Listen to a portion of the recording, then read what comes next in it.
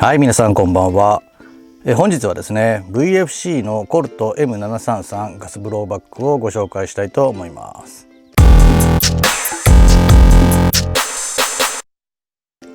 実銃はコルト社が開発し米軍が正式採用した M16A2 のショートバージョンのライフルになるかと思います。この銃がですねガスブローバッグで発売された時ちょっと気になっていました。というのも私はこの映画ですね、はい、皆さんもご存知だと思いますけどブラックホークダウンですね、こちらが非常に大好きでもう何十回見たかなという感じなんですけれども、この映画はですね1993年に実際にあったソマリアの内戦モガディッシュの戦闘、こちらを映画化したものになります。映画の大変が戦闘シーンなんですけれども非常に内容も面白いので、ぜひおすすめです。映画の中でレンジャーやデルタが使用している銃がですね、当たり前ですけれども非常に使い込まれていてとってもかっこよく感じたんですね。私が特に好きなのは、デルタの隊員のフートが使用している、銃が非常にちょっと興味を持ちました。こちらは実際 M727 なんですけれども M733 もですねこの映画の中で使用されており、ガスブロが出た時ですね非常に興味を持ったんですね。ただ最近円安の影響もあってか、ガスブロのですねライフル非常に高くてですねちょっと購入は見送っていました。今回たまたまですね新品の商品の値引きがあってですね、4万円台で売っていたので思わず購入してしまいました。今まで気になっていた映画の銃のですね実銃じゃないですけれども、実写性能や外観をじっくり見ていきたいと思います。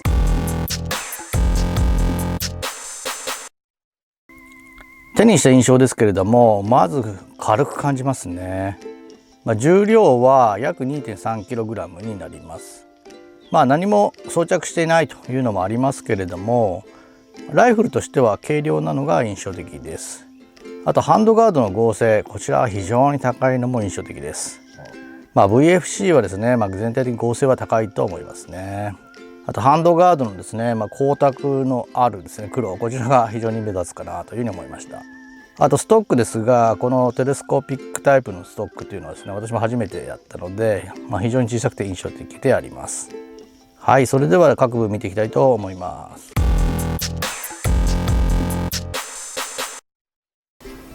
フラッシュハイダーはですねバードケージタイプになります。こちらはですねスチール製になります。こちら下ですね、この下の方にもスリットが開いているタイプになるんですね。はい、アウターバレルはですね 11.5 インチになります。フロントサイトは M4 の基本のですね三角形なサイトですね。こちら調整はできそうになります。フロントサイト下にはですねスリングスイベルがあります。ハンドガードは樹脂製になります。こちら意外と細いんですよね。クーリングホールですね、こちらは6つ開いています。こちら上下分割可能で中にはこのガスチューブ等もありますね。ハンドガード裏にはですね遮熱板も表現されています。あとアウターバレルの根元ですね、こちらにはホップ調整ダイヤルがあります。ハンドガード自体はこのハンドガードリングを引けばですね取り外せるんですけれどもこれ相当硬いです。アッパーロアレシーバーともですね金属製になります。表面は少しざらつきのある仕上げになっています。右側の刻印はこの通りになります。非常に綺麗な刻印かなと思います。アッパーレシーバーはこのキャリングハンドルですね、こちらと一体化されているタイプなんですね。これが非常に特徴的ですね。リアサイトはですねこちらの側面のダイヤルを回して調整が可能になります。このピープサイトですね切り替えようと思うと非常に硬いです。トリガーは金属製ですがスチールではありません。セレクターとあとですねボルトリリースボタンは左側のみになります。このボルトリリースはですねスチール製になります。グリップは標準の A2 タイプのグリップになります。ストックはテレスコーピックタイプのですねストックになりますね。これ側面に補強リブのあるタイプになります。マガジンキャッチボタンは右側になります。ボルトフォワードアシストノブやあとダストカバーですね。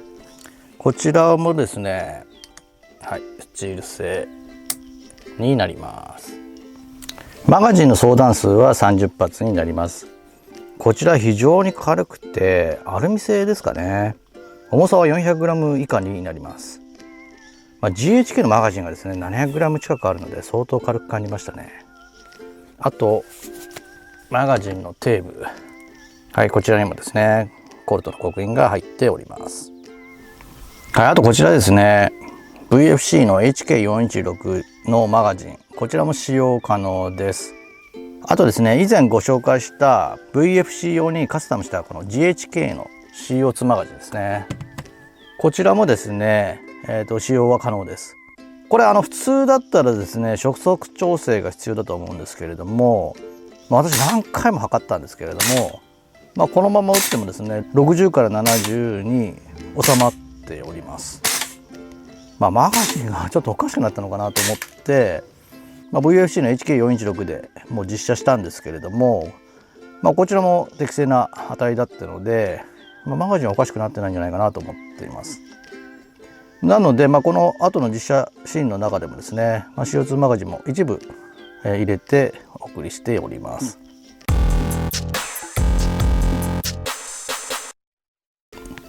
通常分解したいと思います。マガジンは抜いておきます。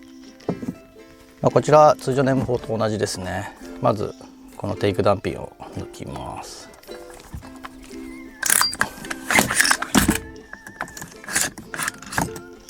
こちらがチャージングハンドルですね。でこちらがボルトになります。ボルトはですね一部スチールですね。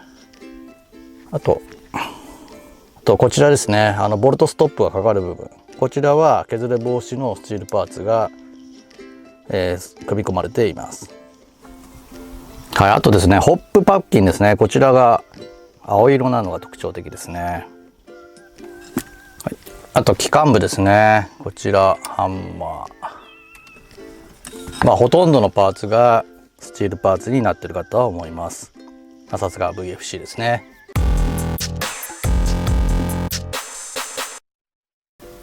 全体の感想になりますけれども、非常に軽量で取り回しがしやすいのが非常に良いですね。持ち運びの面でもですねこの一体型のですねキャリングハンドルが非常に持ち運びをしやすくしてくれています。映画の中でもですねフートが軽々と銃を手にするシーンがあって、なんとなく実感ができました。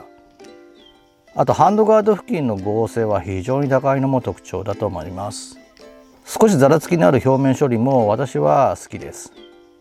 この樹脂製のハンドガードは初めてですが、意外と細くてですね扱いやすいと思いました。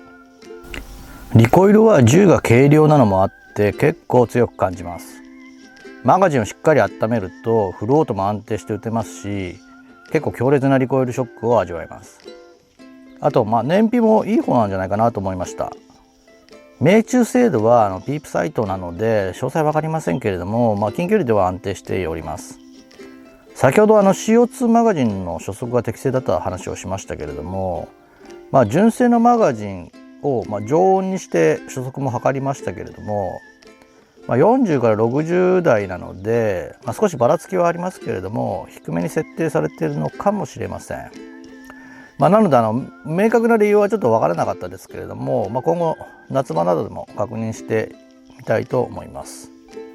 このシンプルな形状もいいんですけれども、やはりブラックホークダウンのようにですね使用感あふれる形状にしたいですね。あとフートの使用銃のように塗装やウェザリング塗装もしてちょっとカスタムしたいかなと思っています。時代なのでいろんなアクセサリーはもちろんつけませんけれども、できる限り近づけるようなカスタムを施したいなと今は思っています。最近海外製の商品が高くて手が出なくなってきてますよね。なので今回この値段で購入できたのが運が良かったのかなと思っております。それでも値段は高いと思いますけれども、M4 とは違った外観や内味など、魅力あるエアガンだと思いました。先ほど言った通り今後カスタムをしていきたいと思っております。私のようにですねブラックホークダウンが好きな方にはですねおすすめの一丁だと思います。はい、それではこの後実写シーンもお送りしますので、よろしければそちらもご覧ください。